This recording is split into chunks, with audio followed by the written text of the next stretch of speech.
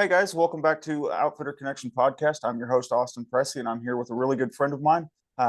He's got a great operation, an awesome ranch, kind of a one-stop shop for all your needs for a ranch if you're looking to either build one, start one, or if you just want to come hunt. Cody, how are you today? I can't complain, bud. How are you? Oh, doing great. Just enjoying life, man. I love it. And I sure appreciate the invite to the podcast. Super excited about it and looking forward to jumping right in. Awesome, man. Well, if you don't mind, let our listeners kind of know who you are, and I briefly touched on some of it, but let them know who you are, what you're about, and what you guys do at Malone Outdoors. For sure. So I'm Cody Malone. I've been in this business about 15 years and I kind of do it all. Run a hunting operation for any whitetail, between natives all the way up to the improved real big genetic deer. Obviously, every exotic that's huntable in the state of Texas, we either have or have access to. And on top of that, not that that doesn't keep me busy enough, especially during the fall and winter, but I also catch and transport uh, all your exotic species as well. Um, and I also am a jack of all trades. So I've constantly got deals going on for, protein feeders and corn feeders through my networking, different ranches, either selling or liquidating, doing different things. And so I've got kind of inside source to all that stuff to where I can get equipment and fencing and pipe and all the stuff you need in ranch life, get that to people at a little better price, save a little bit of money because I'm a blue collar guy myself. So it's one of those deals. It takes a lot of time and money to do what we do. So anytime you can save any money, basically watch your pennies so your pennies take care of your dollars. It's kind of the better option for most folks, and really let you do a lot of extra things in a shorter amount of time than having to pay retail and really save money to make the next purchase, whether it be a critter or a new pen on a ranch to house something or whatever the case may be. Yeah, man. And it's always fun watching you on social media because I wake up every day going, well, where's Cody at today? I'm currently in Rockwall, Texas, coming back from a fallow delivery, and also just got done producing a big order of working shields. Which anybody that listening to this podcast that has ever worked exotics or whitetail knows there are times where things get a little rowdy, and safety is definitely a concern. So the shields really help you out and giving you that peace of mind that you're going to be all right and you can handle most situations and not just keep yourself safe, but as well as the animals we're working, because we really take pride in that. Making sure that the stock that we are moving is well taken care of, vaccinated, and is going to a ranch and going to last there for as long as that animal can live, or until the owner chooses otherwise. So because of all that, like I said, I'm kind of a jack of all trades and kind of branch out and do different stuff. But I'm headed back to the ranch now to finish painting a big feed wagon that I had to stop doing to do a big deal. So I'll be anxious to get that feed wagon painted and tires back on it and back out to the ranch so I can get my critters fed. Cause I got to feed this weekend. So running a million miles a minute, but I wouldn't change it for anything in the world. I get to be my own boss and I get to make happy ranchers and clients. And that's just something that, helps me sleep at night knowing I did good business and gave somebody whatever they were looking for, whether it's a new fallow breeder or a trailer load of Axis bucks to stock a ranch and get some new genetics in it. I just really enjoy. I'm a person, a people pleaser. That's just kind of what I do. So I do it in a pretty large spectrum with as deep as I am in the industry and the networking, and it's something I just wouldn't change for the world. And I love every second of it. Yeah, man, absolutely. How important is it to your operation to have a large network of not only ranch owners but uh, you know feeder dealers or people that are might be selling something? How important is that to your operation to have just a It is multifaceted business? it is 100% invaluable. That's why I anybody that works with me, especially my regular clientele, they know that if I tend to under promise and over deliver, unlike a lot of my competitors. And when I measure animals, when we've got them sedated or in the chute working them, when I measure them, when I send them somewhere, I know my measurements always light.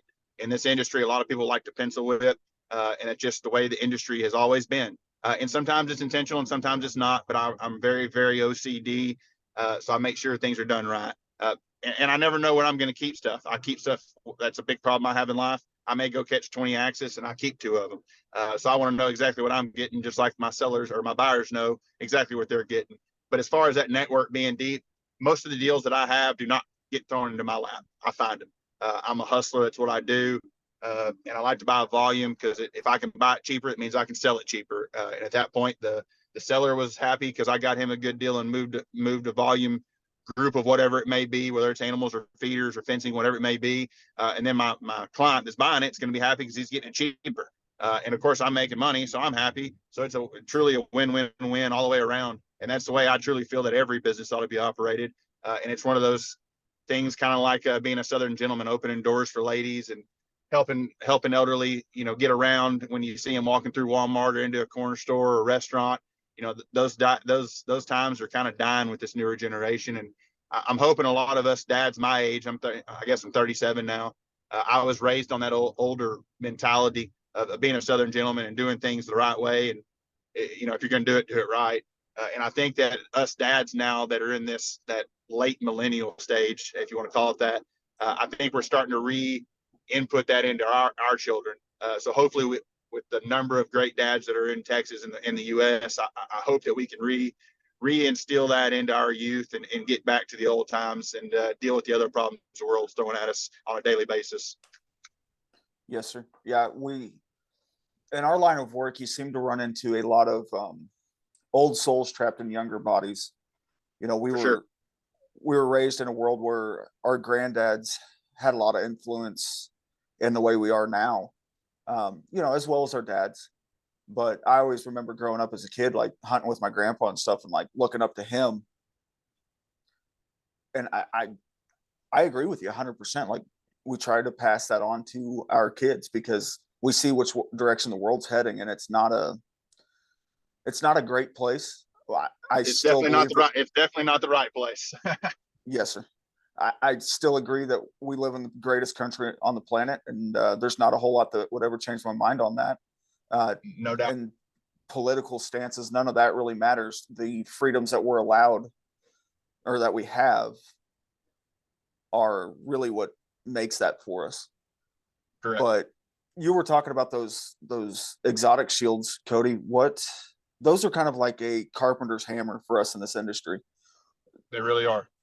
They're a vital role, like you said, to ensure that not only do we stay safe, but the animals stay safe as well. And there have been some injuries, and a fatality or two that I can recall from someone not having one of those. Absolutely. And what happens is, and I'm not going to get into some training seminar here trying to keep people safe, but the biggest problem I see is people get complacent, whether it be a fallow doe or something that's real chill, real calm, and they just get complacent. Next thing they know, they look back and it's jumping into them and headbutting them. Or you go into a barn to take a picture and you open the barn door lackadaisically, and there's an aoudad flying at your face. I mean, this business is a dangerous business. There's no question. And it's just one of those things. You've got to respect these critters. It doesn't matter how small or big they are. You just got to respect them. And the second you let that respect down is when there's normally problems. And there's unfortunately been some fatalities in the industry. That just one of the it's just like driving down the highway like I'm doing now. An 18-wheeler could decide to run me off the road, not seeing me. It's just, it's every business has its things. Even electricians, they get shocked or electrocuted and different stuff happens. And you do your best to prevent that. But I think what makes this business and this industry a little more unique is we're not just worried about ourselves. I have more worry for my critters, because even when you sedate critters, the sedation is not what normally causes fatalities with them. It's the stress that they endure because a company's not putting face masks on them, or they're not hobbling them their legs, and they get up and run off, and then you got to chase them. And there's just so many different things that can stress an animal. We try to reduce that stress with every bit of knowledge that we've gained throughout our career in industry and our proteges and people that have taught us things. And we just really try to treat everything like it's our own. You wouldn't take your dog to the vet, just throwing, in a trailer, bouncing around, when you could just have a cut in the trailer and make it a lot smaller space for it, to where, even if it has a little bit of a freak out or a anxious moment because a 18-wheeler blows a horn or hit the rumble strips, it doesn't get ping ponged around like a ping pong ball, which every time it does that, it's just more stress. So we literally cater to making sure that I feed my animals. A lot of people tell me this, and it's absolutely factual. My animals at my ranches get fed better than I do. There is no ifs, ands, or buts about that. I will skip meals for 2 days to make sure that I've got the funds to feed all my critters my protein and every other substance they need as far as roughage goes. And if I can't afford to eat McDonald's that day, then guess what? I'll go eat a can of Vienna sausages and sleep well at night, knowing that my animals are out there munching on everything they want and some. Yes, sir. And that's something too. When people follow along, you know, whenever they follow Malone Outdoors, they will notice that none of your animals look emaciated. None of them look wormy. No. They're all very well taken care of, which speaks a lot to your operation. I wish there was a lot more ranches that ran the way that you do things, because you're, like you said, your animals are very well taken care of. And I appreciate you noticing that. We have issues, parasites are parasites. It doesn't matter how great you are at trying to control that and combating it. But you still got one. I've got a whitetail now that's a really big deer that I love. 3-year-old, or he's 4-year-old this year, coming 5, and he looks a little wormy. So we just got done doing our 3rd day of medicated feed. Basically, we feed the whole pasture, so he's getting it as well as everybody else, which is always kind of staying above the curve. But it's one of those things we monitor stuff between trail cameras, with cell cameras being as good as they are now and affordable. I think my cameras are like $11 a month to monitor full time. So that's a small price to pay to make sure that stuff is looking good and eating and not, like you said, emaciated or having any issues. And I'm with you though. We do a lot of capture jobs on ranches that are owned by elderly folks or people that are not 100% in the zone when it comes to the well-being of critters all the time, or maybe they're stretching funds. There's a lot of times I'll do a capture job and I'll get a couple critters that just aren't looking like I want to look. So I'll kick them into a pen and just baby them for a week, 2 weeks, maybe even a month, get them back up to where they're in tip top shape, and then ship them down the road if we don't, get some kind of a bond going and end up keeping them, which happens way more times than not. But we always trying to do what we can to make things as fluid, as good business, and as healthy as we can make them. Yes, sir. What does that look like for you whenever you have an animal like your whitetail you were talking about? What kind of, you talked about medicated feed. What other antibiotics, dewormers, what kind of things are you giving your animals to ensure that, like, one, if you do catch one that's starting to look a little sickly, you can get out ahead of it? Do you have like a whole grab bag of meds, or are you running like just a few? No, I carry a wide range of medication with me at all times. Everything from like ivermectin plus for a general wormer, which we pretty much give everything. Most stuff it's 1, maybe 2 cc's depending on weight. It's weight based. But we do everything. Like when I'm handling the big trophy sheep, which I breed, the big black Hawaiians, if I bring new genes in or anything like that, they get an oral drench of 5 cc's of sedectin and a shot of LA-200, which is a little bit of a kind of prevent all. And if I get one that's looking a little poor than I like, then I'll give him something like Draxin. But my dad was a veterinarian, so I learned a long time ago a lot of different stuff, but I'm constantly learning. And there's new sedation medication as well as antibiotics and whatnot that are always available in the market. So we're constantly trying new stuff. I've got a great relationship with several vets here local. And of course, my dad being a veterinarian for 40 something plus years, I've got a lot of resources through him and I've learned a lot through him. So we're always trying to, make sure stuff's right. And the state gets in the way every once in a while. They do a great job with different things. But, like when I release deer into my little 45-acre breeding facility pasture, once I do that, I can't touch them again. It's illegal. I can't, like, I've got that drawn up one. If it was in a pen and I was a breeding facility on this ranch, on this particular parcel, I could just go in there and sedate him, medicate him, do whatever I need to. But with him being in the open pasture, as we call it, there's just nothing I can do minus the wormer feed. That's about it.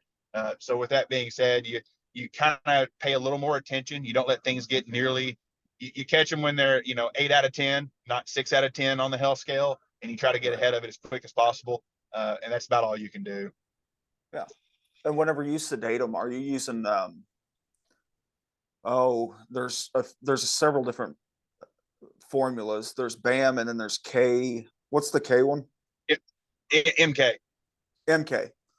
And I'm sure there's a couple others. There's MK and there's a ton. And so those are sedations, and there's also paralytics. So you start getting into sequestrin and different stuff, and it's a lot more finicky. It's way cheaper, but it also has been proven to do a little bit more of I don't want to use the word harm. That's a little aggressive, but it can be a little different species, like their liver can take a pretty big hit. Right. It's like kind of like when we're shooting BAM, which I know you shoot, you sling a lot of BAM like I do, and that's my preferred medication. It's way more expensive, but I think it is the most uninvasive sedation medication that's available, even though it's expensive. But once again, Yes, when you're dealing with especially super exotics, I mean, a kudu heifer right now is bringing 30, 32 grand. So if you're going to be dealing with something like that, why not use the best, even if it costs you, an extra $100? Like, to me, it's money well spent. But there's absolutely. tons of different stuff, and they're currently. I've got a very close acquaintance, one of my best friends. He's testing out a new sedation drug now. Matter of fact, I think he's actually in the field testing it now. It's really orchestrated towards zebra, which are problematic at times when it comes to sedating. So we're hopefully that new concoction is going to be available if it works well, which we, based on his initial trials, it looks like it's going to be great. So it's one of those things, like I said, it's just like any other business or any other career. The day you think you learned it all is the day you need to hang up your hat and call it quits, because you've hit that pinnacle in your own mindset and your own mind. I feel like I learn something every day, and I learn. Hopefully, I learn the easy way, but sometimes I take a hit here or there and learn the hard way. But when you're dealing with some of these critters, damas and kudu and some of the fallow that are being produced now, you sling a dart, sometimes it's 30, 50, 80,000 bucks when that dart hits. So you want to make sure you're absolutely up to par with everything from start to finish, and you give that animal and that ranch owner or breeder, everything you've got to make sure the transaction goes fluidly. Absolutely. And do you think the reason, going back to the zebra thing, do you think the reason that they have such a hard time with MK and BAM, you think it's because their metabolism, or the way their liver breaks down the enzymes for those I think it's a sedations? combination. I think it's a combination of both. I mean, Okay. I've darted a ton of zebra with BAM, and normally they don't go down, so I'll just sneak up behind them, put a blindfold on them, cautiously, because they're biters, obviously. And when they bite down, grind twice or three times, then open up. So if they get you, you're typically losing whatever they bite, and that happens not regularly, but once or twice a year, there's a horror story. But once I do that, I can normally walk them on the trailer, which really helps, because I don't have to have a bunch of crew there with me to do it, because they're heavy and they're big, just like Eland. So it kind of helps, but that's when your knowledge of sedation and impact points and different things really come into play. I mean, I've hit Eland bulls with 2 cc's in the neck, and they'd be absolutely passed out of sleep in less than a minute and a half. I've also hit in the same trap. I've hit Eland cows with the same dosage, and they fall asleep standing up. And so just you never know. There's so many variables: how worked up they are, how calm they are. There's just a ton of variables, and that's where it's just like hunting. And I think that's why I enjoy capturing so much. It's because I'm still getting to hunt. Except I've got to be a lot closer. I mean, if you sling a dart 80 yards, you're a hero. We do it from time to time on a nice day and a big target and confident shooter. But typically your shots are, 20, 50 yards. And there's just a lot that goes into it, but you get to really focus on, you get to break it down. You've got to get within range, which can be challenging with certain critters, or depending on how strong they are or wild they are. But then you've got to be really cautious. Which way is it going to go when you hit them? Because it's going to take 2 or 3 minutes maybe for them to go down. You got to be able to recover them. So you get a hunt on top of a hunt, and it's as much fun as a guy can have once you get Absolutely. proper training and get some experience under you. And I'm done hunting in my career. I've been part of so many big whitetail and exotic hunts. I mean, everything from, big 8s that were pasture born to, I think the biggest whitetail we've ever harvested was right there at 475 ish. But I mean, we shot a big mature bongo bull this year. We shot some just smoking markers, that 38 to 40 range, and shot big kudu bulls. I mean, we've done it all. And if I can put a client on it with a rifle, I can do the same thing. I mean, I'm a proficient shooter, so I basically treat all my clients' trophies like my own, because I mean, it's a team effort. And I don't get to look at the mount every day, but I can just think back in my memory of the whole thing going down and how much fun it was, and how frustrating it can be at times. And then everything comes together, and it actually comes together full package, and you're like, wow, this happened. We've got an awesome bongo bull on the ground. Let's go take as many pictures as our phone can handle. Absolutely. And that's the beauty of, with you being an outfitter and a guide and me being a guide, that's the beauty of it, is we may not be the ones pulling the trigger, but we did just as much work as the client, right? we've done our Pretty research. much. Go Absolutely. ahead. You can't take anything away from the client because most of our clients, and we get some really good hunters, there's no question, but we get a lot of, I'm not going to use the word newbie, but I'm not going to use the word inexperienced, just fresh green hunters. So they get a lot, when a giant 200-inch deer walks out for a client that's never seen a 200, I can only imagine what it would be like for their heart rate. And I mean, I listen to them, I can hear them start breathing. I've had people hyperventilate before, but I can Oh start yeah, talking them down and really helping control that buck fever and make sure, hey, you're going to get one shot. We got to make it count. Don't shoot unless you know it's going to be perfect. If not, don't force it. Because if you got to force it, it's not right. You never right. know. One a little bigger might walk out 5 minutes later. So just don't push it. And people used to call me Squeeze because I used to video all my hunts. And right before everybody squeezes, once I gave them the green light, I'd say, all right, take a deep breath and squeeze. And boom, it would go off. That's kind of my catchphrase motto for a long time. But I've gotten away from it just because I'm so dang busy. I loved video and hunts because it's great advertisement and I really enjoyed it. The For sure. problem is you would do a quick snippet to send to the client out of the graciousness of your heart. And it's not something that's included in the package or I'm not charging for it. And they look, well, Cody, I didn't get to see it walk out. And then I'd have to go do a 30-minute edit. And I hate editing. It is not for me. I loathe it. Don't like it. And so it turned into not a hiccup, but I was just doing too much and I just had to get rid of it. I still got my cameras and I pull them out every once in a while, but I've got a ton of awesome, but I've also got some really bad footage with some shanks and some misses, but it happens. But I've got some absolutely phenomenal footage. And the best thing about filming to me is over that shoulder, and you get to see that vapor trail on some of those shots, and you actually see the impact. And it's so rare that it comes together for me that it was icing on the cake. It was money. I love it. You can tell I get excited talking about it. Yes, sir. I love it, man. It is neat, especially with what I guide out in West Texas, the Aoudad. Whenever Right. I'm filming those hunts, I didn't hardly do much of it this year, but I did quite a bit last year. It's so neat watching that, that trigger pull, and then you see that vapor trail and all the dust come off those giant rams, and you're like, holy Absolutely. smokes, man. Yep. It makes for good footage. It's fun to watch, and I'm with you, man. I kind of enjoy watching going back and replaying them and just kind of reliving that hunt again, just one more time. Absolutely. And then, so you deal with a wide array of animals. What is your favorite to both actually, to hunt and to capture and transport? So my favorite to hunt, that's a tough question. I'm gonna have to rattle my brain on this one. I'm probably gonna do done a something. bunch. Yeah, I'm gonna do something. I mean, obviously the bongo hunts are awesome because they're so rare. Mm-hmm. But at the same time, man, it's hard to get me off a big axis buck. I've been really, really fortunate to raise some really big axis bucks that are staples in the industry now, and I really like them. And they're getting that industry is really, really growing quickly, very rapidly, and I'm excited about where it's going to go. But as far as capturing, I have more stuff I don't like to deal with than I like. Some of it's just ornery. You start dealing against buck and sable, and then you got water bucks that when you get in a trailer with them, they always want to try to jump over you, and that's a problem. And every creature has its own downfall and its own awesomeness in its own right. So I'm more of whatever is going to make my client happy is what I like the most. That's kind of where I'm at with capturing tide. I enjoy every bit of it, even when it's an absolute total disaster, because it happens. Darts don't go off, or you hit a stick. Different stuff happens, just like hunting, and it gets frustrating at times. But then you get jobs. I had a job last night. We started at 5:30, and I was done at 6:30, and had like 6 fallow darted in the trailer, ear tagged.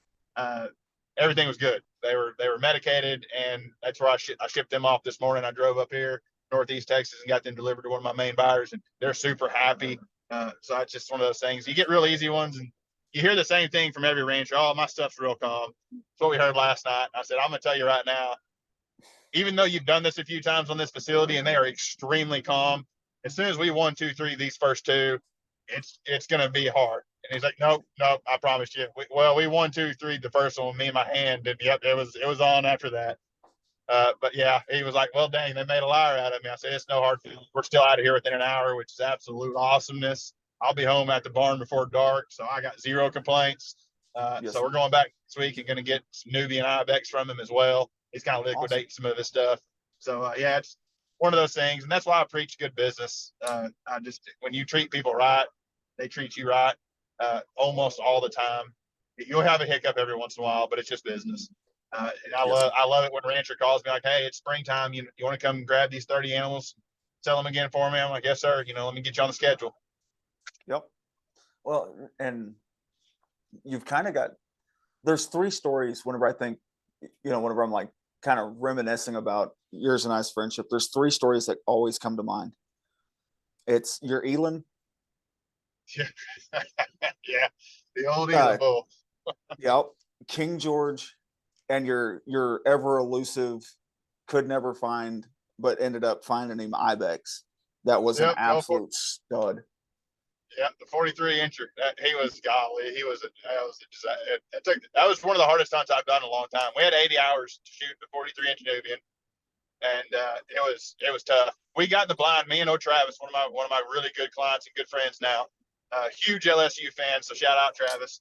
Uh, we got in the blind an hour and a half before daylight, and we shot this new. We never got in the blind. I packed lunch, had a fan in the blind. I had us taken care of because it was hot, and we shot this thing 10 minutes before dark. And that is, we'd hunted it several other times before that, but I finally said enough is enough. We're not going to miss him again. We're going to sit in the stand until we kill him. And I was prepared to spend the night in the thing. I was 100% hot committed, as you want to call it. Mm-hmm. So yeah, that was an absolute epic hunt. Never gonna forget it. And I did video that on Facebook Live. And Travis got a little excited, shot a little high, spined him, but was able to get a second shot instantaneously on him, put him down. But yeah, that was almost a devastating miss. I would have cried. I probably would have actually shed a tear for the work we put in.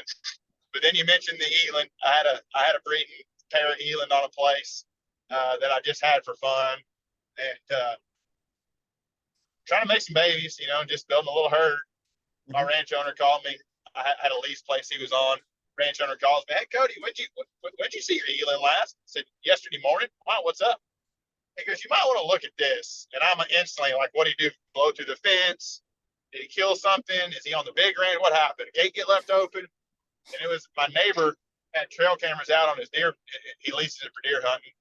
And Mm-hmm. my eland bull, he had a little bit of a bend on one horn, just a smidge. So he's kind of identifiable. And plus, there's no other eland around, especially free range. Right. Long story short is my eland was on my neighbor's place. He decided to jump out. So he cleared my 8-foot fence, and I hunted him for 3 days and ended up putting him down. I was going to dart him, but in my opinion, once he knew he could get out, it was going to be a continual problem. I've had several deer in my personal breeding facilities as well as friends that we nickname jumpers because when they get tired of being in the pen, they'll just jump out and go do whatever they want to do. And then when Yes, we sir. pull in to feed, walk right back to the pen and be like, "Hey, Dad, I want back in. That's where the food's at." So typically when they learn they can jump out, it's a constant problem. Okay. But it was the meat went to a really good person, a friend of mine, so it worked out all right. And then you got old King George. King George was definitely one of my most prized possessions. I was a little, I'm not going to say disappointed, but I was a little surprised that he wasn't a little longer than I thought he was. I really thought the buck was 36 or 37 inches long. He ended up having 15-inch caudals, 15-inch brows, not super wide, but not narrow, just a good buck.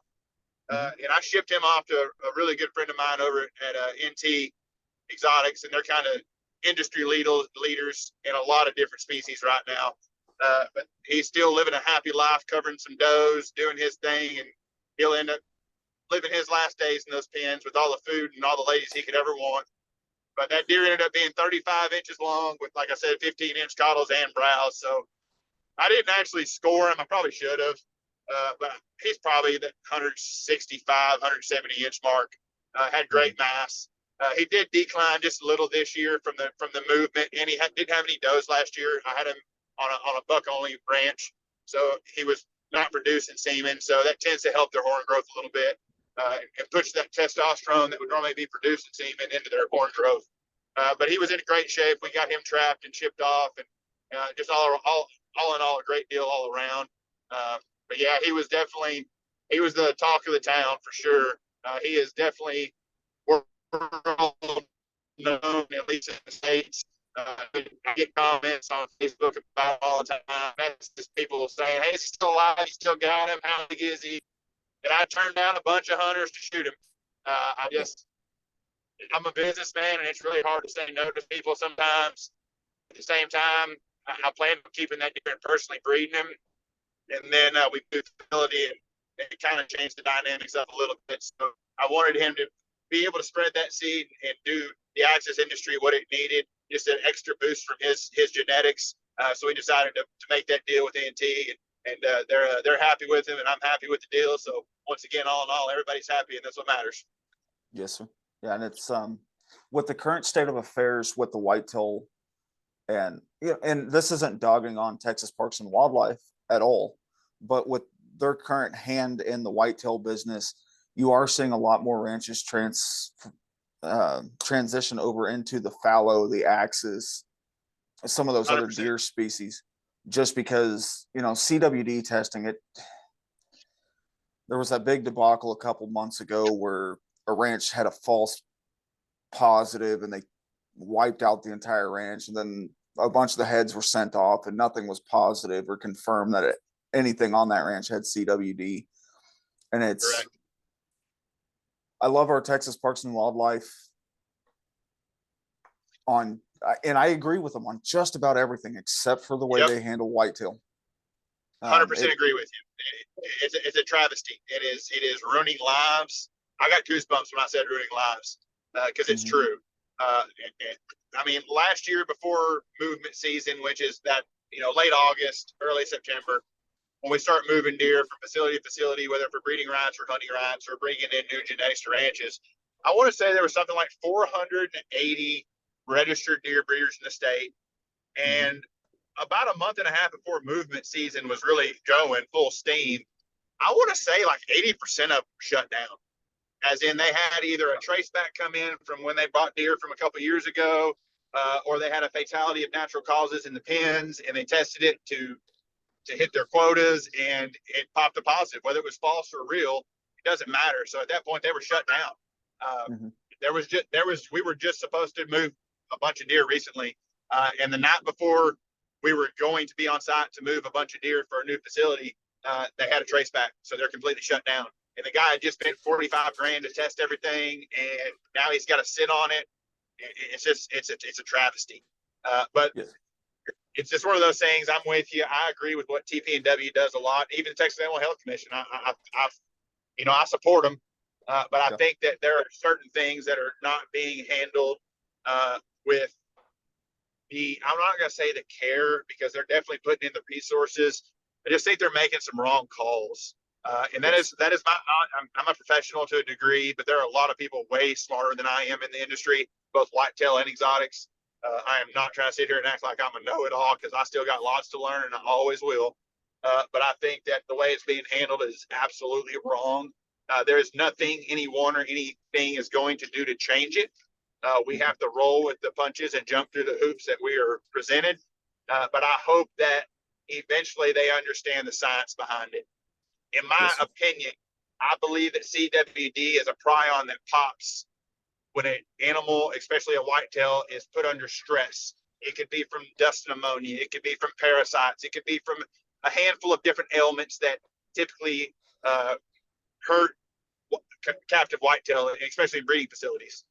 And I truly believe that if you were to test a doe 2 weeks before she died, she'd be CWD negative.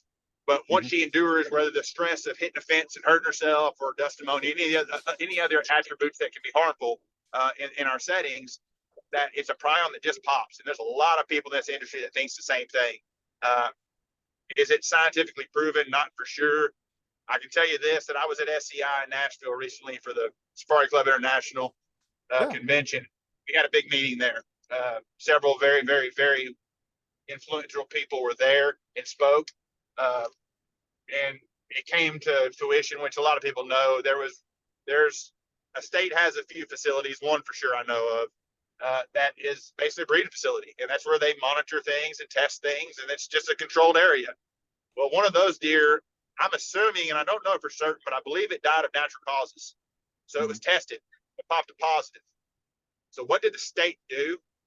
Instead of using the quarantined deer in their captive facility as test subjects to learn more about CWD, they euthanized the entire herd. Now, what sense does that make? Because I'm going to put this into human form now, metaphorically to a degree. It's kind of morbid, but it is what it is. Imagine going into a cancer research hospital where I walk in and I've got some new form of cancer, which, by the way, cancer is terrible, and I feel for anyone that deals with that, but it's a great metaphor for this subject. If I walked in with a new form of toe cancer, they're not going to euthanize me. And especially if I walk in with 25 of my buddies that we're all have the same thing, they're not going to euthanize us. Our deer are just as important as people. So why would you have test subjects there ready and willing to help solve an issue as important as CWD than to use that atmosphere to do everything you can to learn about the dreaded three-letter word? And by the way, I would like to, anybody can email me at maloneoutdoors@yahoo.com, hit me up on Facebook on Malone Outdoors, Malone Capture Co., or my personal page. Let me know of any actual confirmed deaths of a whitetail deer in the state of Texas that died solely from the disease CWD. I don't believe there are any. So at that point, you've got a lot of conflicting information that needs to be addressed. Yep. Because if you talk to, and the game wardens, they're just the enforcers, right? Absolutely. All the calls come from higher ups. But Correct. if you talk to the game wardens and the higher ups, they can't pinpoint that CWD was 100% the cause of this animal's death. I don't have a lot of leg to stand on with CWD because I don't. It's one of those hot topics, and like with moving season coming up and everything like that, like it's going to be a hot topic. But for sure, if you can't 100% pinpoint it, how can you call it the root cause of an issue? You can't. Exactly. And that's plain and simple. You just can't. You're making assumptions, and we have so much scientists and very, very intelligent people available to the states that can call. I mean, everybody wants to help the state. I mean, I'd help them if I could. Everybody wants to be part of the solution, not the problem. And I just, I have unfortunately been part of euthanizing deer that had tracebacks or different issues in breeding facilities. And my game warden a lot of time is with me. And, we've talked about it man to man off record, and we have the same beliefs to a degree. But it's just something you got to do because we're required to do it. And you can't sit here and feed a herd of 200 or 300 deer that eat $2 or $3 a day in food and then worry about testing them between sedation and vet bills of pulling the sample and then send it to the only lab that can test it, which is A&M. It's a huge expenditure, and then you can't move them because you brought a deer in 8 years ago that had a trace back, and fawns got to be 6 months and older to test, but you can't touch it. Like if you're shut down, you can't work your fawns, so you don't even know where they're born because you can't legally touch them. You can't tag them. So at that point, you're just guessing how old they are. So there's just a lot of little problems and big problems. So in retrospect, it's one huge problem and debacle. It'll eventually correct itself. I think it's a ship that is trying to flip over right now, capsize, and I think it's trying to right itself because we're starting to get some government backing with some higher up officials and different things. And there's a lot of people really pushing this and fighting. And I think that's the biggest thing is it's just like the government tried to come take our weapons right now. We're all 80% of us are going to fight with everything we've got to maintain that. And I think a lot of these breeders and ranch owners and different people in the industry are just sick of it. It comes out, I'm not a political guy at all, but in my opinion, it's political overreach to 100% to the maximum degree. And I think people are really starting to get fed up with it. I mean, this is about a 6 or 7 year old deal now, but it's really starting to grow legs and causing problems. And it's changing lives and ruining lives. So there are a lot of folks that are financially and mentally capable of fighting this that are kind of joining forces. And I'm hoping the things work out the way that we all hope they work. We could all be wrong, and we could all just be, absolutely terrified of the results. But at the same time, we can just think positive and continue to follow the rules and mandates as they're given to us, and try to raise and grow the best deer we can. Absolutely. Where it's no hidden secret that the CWD craze has had a lasting impact, not only financially but also emotionally on ranch owners. Where do you see Texas Parks and Wildlife kind of coming in and trying to do something with the elk populations, the red stag populations, the fallow and axis? Do you see them kind of trying to reach into that a little bit, because they know if they do away with all their deer breeders in the state? Oh yeah, it's already happening. There's some stuff I'm not going to speak of just because I'm not 1,000,000% confident on it, and I'm not sitting here trying to spread propaganda or rumors or anything like that. But they are yeah, they're already after that stuff. And it's one of those things that if they want it to happen, it's going to happen. The reason fallow market has really taken off is because fallow take pretty much the same everything whitetail do when it comes to housing, facilitation, feed, whole 9 yards. So everybody that has liquidated their whitetail herds because of what's happening and the risk involved with it, they're all transitioning to fallow. I mean, I know one breeder, NT, once again, great people. Shout out to Nash and Dixon and all those guys that are involved there. They do a great job. They've got, I think, 6 or 8 fallow that are already over 400 inches. My question, though, slightly off subject, because I'm ADD, and anybody that knows me knows this. I go 1,000,000 miles a minute. That's just the way I'm wired. But these fallow, as badass as they are, as huge as they are, there's going to be a limitation. I mean, if I grew fallow right now and I grew 100, 400-inch fallow in the course of 5 years, what the heck are you going to do with them? You got a fortune tied up in the genetics and the facilitation. Like, there's only so many clientele. There's only 3 fallow. You got spotted, chocolate, and whites. So when a client shoots one of each, his slam is done. As to where whitetail, you got big 8s, you got big 9s, you got big 10s, you got drop tines, you got double drops, you got wide ones. You got so many different attributes that one client can go hunt for 10 years and never shoot a deer that looks anywhere near the same. But with the fallow, I think it's going to hit a roof. I think that people are sitting on these giant fallow and just not have nothing to do with them. I could be completely wrong. And I'm sure there are a lot, like I said, once again, I'm definitely not a know-it-all. This is just me spitballing. But I don't know what they're going to do with them, because there's only so many people that are going to spend the money on the genetics to breed these awesome genetics. And I don't know. I say that, and I've got some really good does coming Friday. So I'm getting the game too. Why not? There's no better time than the present. But at the same time, it's interesting to me. Yeah, and it's crazy because with fallow, right? It wasn't that far from the present that a good, a large fallow breeder was what, 1,500, 2,500, $3,000. Oh yeah, about 5 years ago. Yeah, right. It's like Axis, bud. Axis. Anybody listening to this wants to shoot a trophy Axis, and I'm not talking about your guys, in Southwest Texas and stuff that are shooting free range, 30 inches or big deer to them. And yeah, they shoot some big ones from time to time. But if you want to go anywhere that's got improved genetics and a good Axis herd with, like, for me, I only shoot 30 inches. You can't grow bigger ones if you're shooting them at 30 and under. That's just not the way things work. So we tend to shoot them when they're fully mature. But if you want to do this, you need to do it ASAP, because fallow has been hot for 3 years and that market is getting untouchable at times. Well, let me tell you this, a little insight. Axis are on their way up too. You used to be able to shoot a big Axis for $100 an inch. Those days are long gone. Are there still deals like that to be made with certain places and certain things? Yes. But on the general population and the industry itself, I mean, I'm seeing Axis hunts for $6,500. And that's for a 30 to 32, 33 incher. That's double of what it was 2 years ago. So if it's gone up 50% in 2 years, imagine what it's going to do in 2 more years, especially with everybody getting into breeding. I sell more Axis bucks as breeders than I do as shooters and stalkers. I'll put it that way, because everybody's getting into it. Yeah. And I tell people all the time whenever they contact me to book a hunt, if you want to book a hunt, and it sounds super sales pitchy, whatever, but if you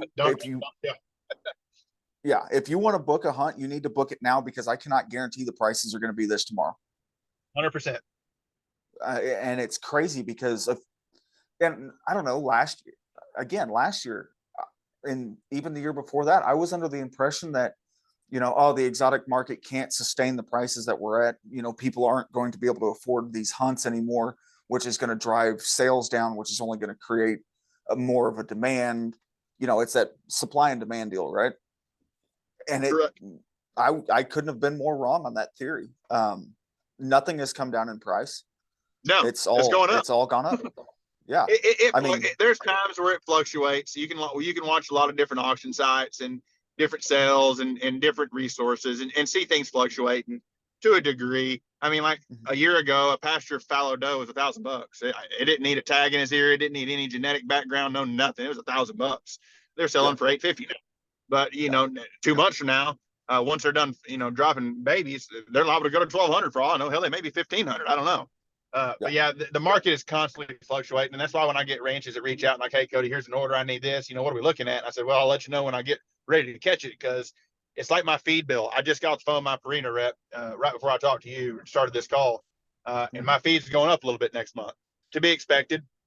But I sure, mean, we feed a lot of feed between me and the other ranches that I work with and manage. I mean, we probably, I don't know how much feed I don't even want to know the number. It'd probably make me sick. But we feed a lot of protein, and that's just protein. But yes, yeah, sir. everything's going up. It's just the world we live in. I mean, look at fuel prices and vehicle prices. It's just where we are. And I'm with you. I really thought the exotic prices were going to hit a plateau, a peak, and stop. They didn't. And there's a Mhm. lot of people like me. I'm a blue collar working guy. I think people think a lot different sometimes because of different stuff I touch and do and invest in and different things. But like, I mean, there's times where I'm like, I really want this and I need this. But does it make financial sense for me to buy this now? Because, and the problem is, if I don't do it then, you've got that second, the devil on your shoulder saying, well, Cody, if you don't buy it now, it's going to be $3,000 more in 6 months. And Mhm. a lot of times, the little evil one on my shoulders right. So you basically got to just jump through the hoop when it's available. But yeah, it's one of those things, man. It's a market that is absolutely thriving. I had these fallow. I planned on keeping these fallow I just delivered because they were really really calm, and I want that in my herd. But Right. I, I had a very good ranch owner that I didn't know a solid to, but I always try to take care of him. So I offered it to him, and I literally sold him before I left the ranch. One of them was still asleep in the trailer, hadn't even fully reversed. I was like, well, there goes me keeping those. But there's stuff sells as quick as you can get it to a degree. There are still Yeah. people that are trying to maximize investments and get a little more and shop it around, which I do as well sometimes. But it's Sure. one of those things. It's business, and as long as everybody's happy, that's what matters. Absolutely. What do you think the catalyst is for this big price drive that we're seeing in the exotic and whitetail market right now? It's all about the whitetail. I mean, all these ranches that were raising, breeding, and bringing in, 50, 80, 100 stalker bucks a year and shooting a few, half of them to recoup their investment and then letting the other half go out and breed their good does and really starting a ranch population of top tier genetics. Those folks are struggling. So they're transitioning full blown into exotics, and they need that capital, or they need that investment in return on their investment to sustain and to keep their ranches and to keep their investors happy. And so they're having to go to exotics. And when they have to have it, they've got bigger bankrolls than most people, and they're going to pay whatever they've got to get that critter for this person or for this species, their facility, and they're going to stop at no cost. Yeah, I recently sold an Axis buck. He was a gnarly buck, had a lot of non-typical. I don't remember how many points he had, but it was a lot. The thing sold for $25,000, 25 to be exact. Uh, and I know why I brought that, because that reverting back to the whitetail, when the whitetail industry first started, you wanted the biggest scoring deer you could get. What everybody Mhm. wanted. Well, then they started getting super trashy, quite frankly, ugly, non-natural looking, just not great looking deer. Yeah. So then AI came into play, genetics really came into play on the top side, bottom side, and all the other attributes that come into a true breeding facility. And then it started, we want to grow 200-inch, 2-year-olds that are straight 10 points, which Yeah. happens. It's rare, but it happens. So right now, people are trying to grow the biggest, gnarliest axis they can when that gene is available. And it's not available very often. So when it is presented on the table, it goes to the moon and back on pricing, because it's, if you've only got one of them, you get to name your price. And I mean, I've made my living getting my hands on some of the biggest, most premium exotics available of certain species. And at that point, as long as my client's happy and I'm happy, everybody's happy that's involved, they bring a lot more money than a lot of other stuff, because go find you another one. Like, you can't. Like, if you want one this big, I'm the only person that's got it. So let's make a deal that we both can smile about. Yeah. But that access rate, 25 grand, I mean, that's one of the top, especially for one that is not pedigreed coming from a breeding facility. I mean, I don't know for sure where he came from, but he could have been, I guess. But normally the auction will tell you if there's some kind of genetic background, and there was none of that there. But I just think that access market is absolutely fixing to skyrocket to the moon and really take off. Yeah. And I think,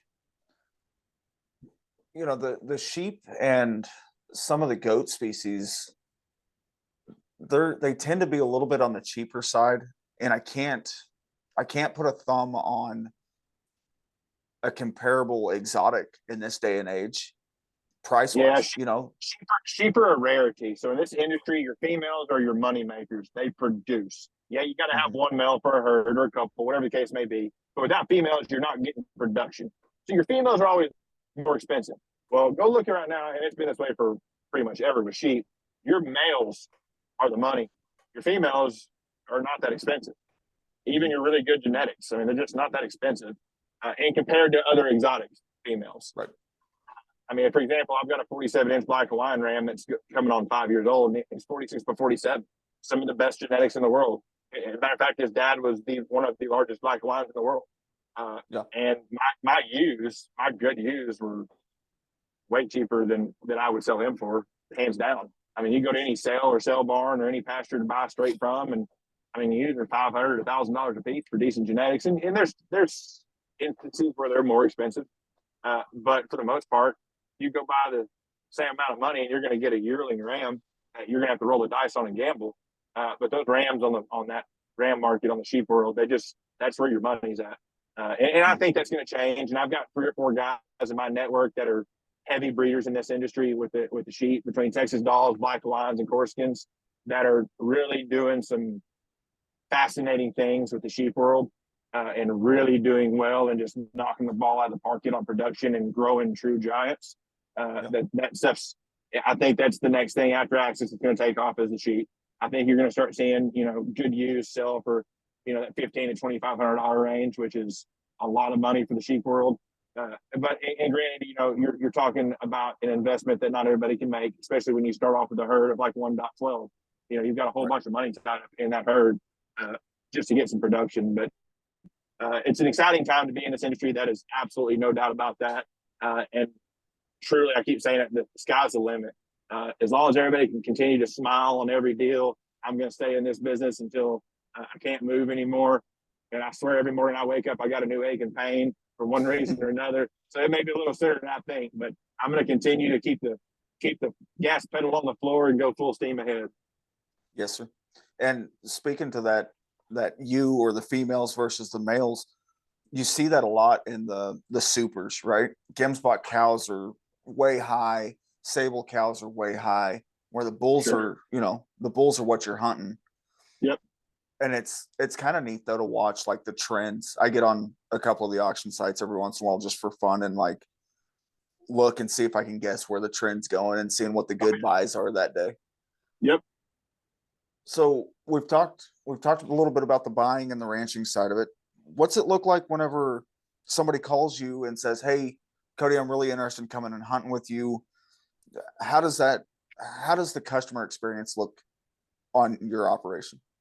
I'm super basic. I do most of my deals via text message, and if somebody is not loving text messages, then I'll call them. But as soon as we hang up, I send them a kind of a Cliff Notes version, details, pricing, all the stuff that can cause hiccups in a deal, just to make sure we're all on the same page. Because I ramble sometimes and talk a little fast sometimes, so I just want to make sure there's no miscommunication. But all you got to do is give me a call, shoot me a text. My cell phone number is 254-722-9031. And I'm kind of like a high school girl. That's what my wife calls me when it comes to cell phones. It stays in my hand, because if it's not in my hand, it means I'm working. But my goal is to be productive in life and make money and continue to grow this empire that I'm trying to build. So there's times I'm out of pocket, but I'm really good about getting back to people. If I miss you, just leave me a voicemail, and I'll get back with you, or shoot me a text, and I can get you lined up with anything you want, as long as it's legal in the state of Texas. We do it all at Whitetails Exotics, and I've got a plethora of hunts available. And weekly, I've got new stuff available based on different transactions and different ranch pickups and whatnot. So just don't hesitate. I'm on Facebook a lot. You can follow my whole life on Facebook.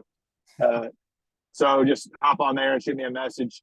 I'm very reachable. Just basically hit me up and let me know what you're looking for.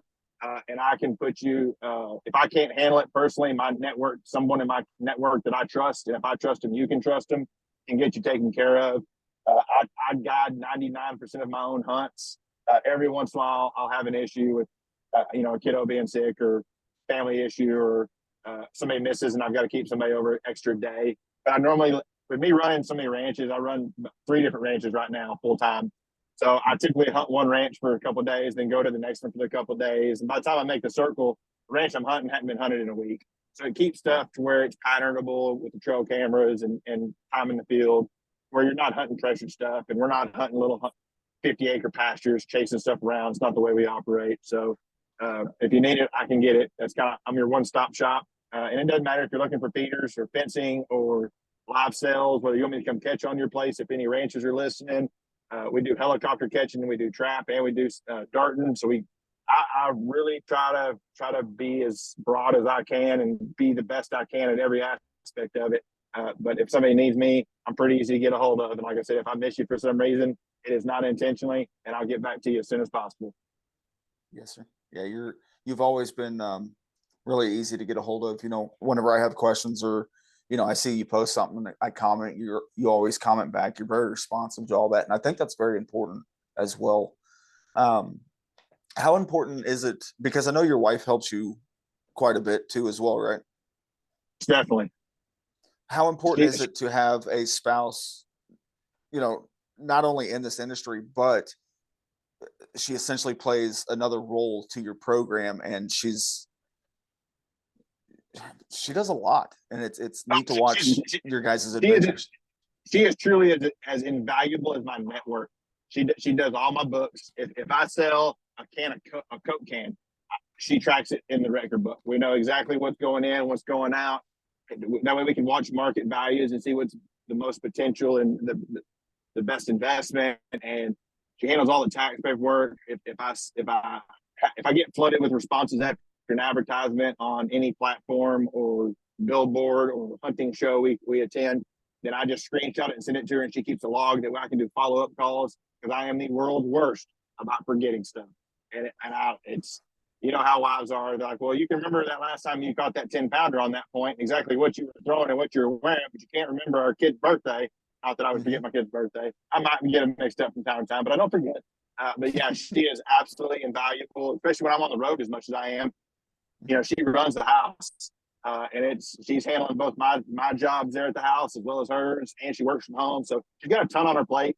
But we are in the process of transitioning into the ranch full time, and getting rid of our subdivision house, which I cannot wait for. It's going to offer a lot of opportunities that we're not able to capitalize on now. So it's an exciting time in our world. But like I said, we're just going to keep on keeping on, and make sure everybody's smiling, and make sure I don't overwork the wife, Miss Sabrina, who, like I said, without her, I'd be half the person I am, because she is most definitely the better half. Yes, sir. I hear that completely. It is really neat to follow along with your guys' adventures, and seeing her helping you out on the ranch, or the ranches, I should say, not just one singular, but it really is neat to watch, like, your guys' journey together through this, because it's hard being a dad and doing this business, right? There are times where you're going to miss out on things that are important milestones to the kids, or you might have a hunt that's booked around an important date in the relationship, and it's to have somebody that understands, like, hey, this is your job, this is what you do. Totally cool. We'll make it up another day. It's just a day on the calendar. Correct. what matters is the time together. How do you find that balance between your hunts, your transporting, your trapping, your selling, and your family life? I'm gonna tell you this, bud. You brought up my arch nemesis word. That is balance. I don't know how to do that. Without my wife, I would be in really bad shape. She helps me in that area. When I set my sight on something, I just go full steam to it, depending on what business I'm focused on at that given moment or day or week. And I'll push it for 7 or 8 days until I just absolutely get exhausted with it. And then I'll transition to another business. And that's the glory of having kind of a monopoly of businesses like I have that are all in the same industry, and so to speak. But yeah, balance is probably the one thing that I need to work on best in my life, that would better me as a dad, a husband, a business owner, whole 9 yards. But without, like, once again, without Sabrina, I'd be in terrible shape. There'd be a lot of missed calls that didn't get returned, and a lot of follow-up calls, and a lot of opportunity that were left out on the table, just because I just get too busy sometimes. But at that same time, she is such a backbone to us. She helps me keep that line down. And I truly feel that I work on that balance aspect of my life personally every day. But it just goes to show, like, there's always something, even the most successful or the most down the dump, bottom of the barrel person, however their life is at that given moment, you can always work on yourself and be better. And my ultimate goal is to be a better person than I was, a better person today than I was yesterday. And if I continue to do that in life, I think the good Lord will accept me with open hands. And, when that time comes, and life will be as good as it can go. And we'll just keep on taking every little bit of opportunity that he presents in front of me. We'll keep on capitalizing on it and trying to follow in his lead. Absolutely, man. I love it because it's, you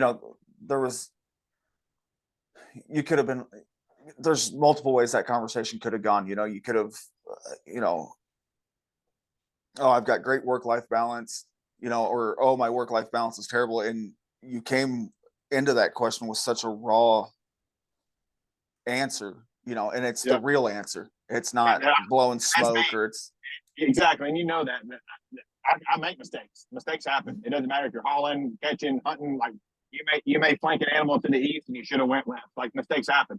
But I try to give my full attention, and I think it makes me a decent person knowing that when I make a mistake, I'll own it. And I'm not always right. And when I'm not right, I like it when I'm not right, because that means I learned something. And as long as I can remember what I learned, life's good. Absolutely. Cody, we're coming up just probably just over an hour here. And man, I appreciate you coming on. I've had a blast. We've covered a wide array of topics, and we definitely laid some good education down for this episode, which is something I love to do on every one of these episodes, is provide some sense of education, whether it's how to run a ranch, how to guide, how to book hunts, things like that. And it's the hunting community. We do a vast majority do a whole lot more tearing each other down than they do building up. Correct. And it's always refreshing just to get on here with another like-minded person and just talk as buddies, and then also provide that education to the listeners. Absolutely. And I really appreciate the invite. I've enjoyed it thoroughly. And once again, for all you listeners and viewers, if you need to get a hold of me, once again, I'm Cody Malone, Malone Outdoors, Malone Capture Co. Also, you can, cell phone numbers 254-722-9031.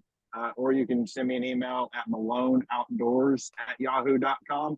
And if any ranchers are listening and you're looking to either acquire some new stock, to diversify your herd, or to outcross some breeding opportunity, or you're looking to get some animals caught and get a little extra revenue during the off season, don't hesitate to shoot me an email or give me a call. And if I can assist you, I promise you I've got somebody that can, that's going to treat you just as well as I would treat you myself. Love it, man. Before I let you go, I like to close, or try to close each episode out with this one.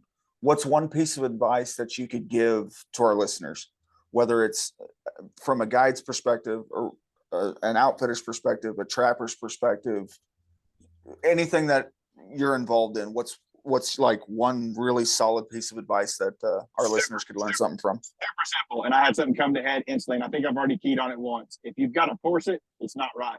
Whether that's a business deal, a shot opportunity on the trophy of your dreams, anything, absolutely anything. Relationships, if you've got to force it, ladies and gentlemen, it is not right. The good Lord above is going to direct you on the right path. And when he does, it's not going to be something that you've got to fight tooth and nail over. It's going to be natural, and it's going to come together, and you're going to be successful in whatever endeavor you're pursuing. I love it, man. That's solid. That's a solid piece of advice. And Cody, it's been a lot of fun, man. I'm gonna let you get down the road, and hope you have a great week, a great weekend, and I can't wait to talk to you soon. Same here, buddy. If you need me, I'm only a phone call or a text away. Until then, we'll talk again soon. Absolutely, brother. Thank you so much. Yes, sir. Bye-bye. Bye.